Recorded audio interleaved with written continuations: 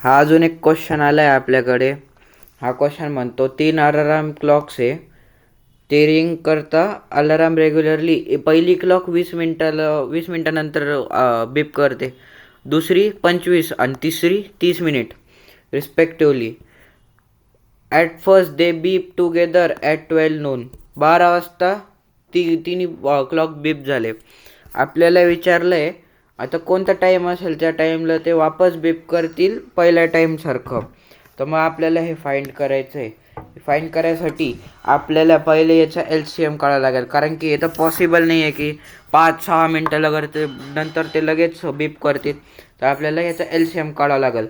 म्हणजे आपण इथं पहिली क्लॉक आहे त्याचं 20 मिनटं पकडू, दुसरी क्लॉक 25 मिनटं आणि तिसरी क्लॉक 30 मिनटं. मग आता 20, 25 आणि 30. मग आपण 20ला कसं प्राईम फॅक्टराइज करू शकतो, 2 × 2 × 5. 25ला 5 × 5. 30ला 2 × 5 × 3. मग आता याचा LCM काढायचा. LCM काय येईल, आता वेगवेगळे प्राणी उचला याच्यामधले. 2 आहे, 5 आहे आणि 3 आहे. हायेस्ट पॉवर कितीदा आहे त्याचा हायेस्ट पॉवर लावून द्या. 2 आणि इथं 3 एकदाच आहे. मग याचा येईल 4 × 25 × 3. मग आता याचा येईल 12 × 25 म्हणजे 300 याचा ॲन्सर येईल. पण मग याचं आपल्याला मिनिट्समध्येच घ्यायचं. हे जर नाही दिलं तर मार्क जाऊ शकता. तर आता आपल्याला खाली यायचं. Therefore it will beep again at 5 PM.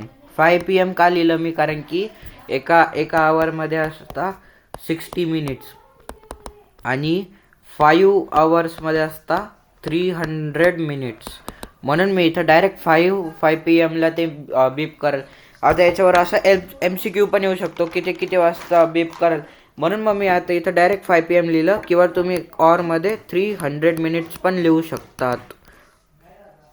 300 minutes फक्त हे लास्टला लिहायचं.